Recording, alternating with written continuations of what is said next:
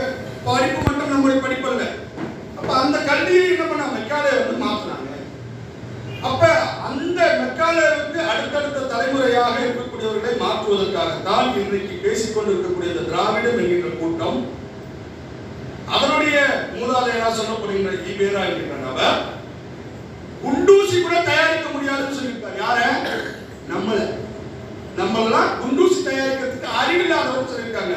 இது யாருடைய கருத்து? மெக்காலேவுடைய கருத்தை பின்தொடர்வதற்காக உருவாக்கப்பட்டதுதான் இந்த திராவிட கூட்டம். அதனுடைய தலைவர் தான் இன்றைக்கு சொல்லப்படுகின்ற ஈவேரா. அப்ப இந்த ஈவேரா இன்னைக்கு சுதந்திர போராட்ட குடியரசு தினம் நான் சில குழந்தைகிட்ட போய் கேட்டேன். சுதந்திர போராட்ட தியாகிகளுடைய பெயர்களை ஒரு 50 பேர்களை சொன்னால் உங்களுக்கு பரிசு அறிவிச்சேன். கிட்டத்தட்ட 30-40 பேர்களை சொன்னாங்க சில குழந்தைகள். அதுல சில குழந்தைகள் ஈவேரா பெரியார்னு சொன்னாங்க. அதான் சொன்னேன், இந்த நாட்டுக்கு விடுதலை வேண்டும் என்று உயிர் தியாகம் செய்தவர்கள் பல ஆயிரம் பேர். இந்த நாட்டுக்கு ஆங்கிலேய